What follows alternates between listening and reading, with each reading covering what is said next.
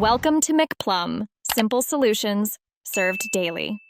You'll begin by verifying prerequisites so the connection works immediately.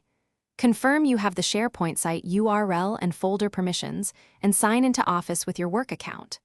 Once signed in, open Excel and choose Get data from File from Sharepoint folder, and paste the site URL. Make sure to use the site root, not a document library path, then click Connect. This initiates the authentication flow and lists files, so you can pick the right folder to link. Once done, you'll see a file list in Power Query. Select the folder path and filter to the exact files or the XLSX extension so you import only needed workbooks.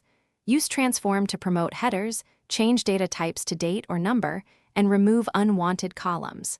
If multiple files share a table schema, use Combine binaries to merge them cleanly.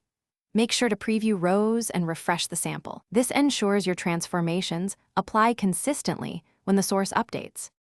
Finally, load your query to a table or the data model, and choose connection only if you plan to use pivot tables or large datasets. For live updates, set refresh on Open or schedule refresh via Power Automate or Power BI Gateway. If you encounter issues like authentication errors or missing files, clear Excel's credentials, sign out, then sign back into the correct account. Also verify folder permissions on Sharepoint. If refresh fails repeatedly, check file names and folder path consistency. Thanks for watching. Stay juicy and subscribe.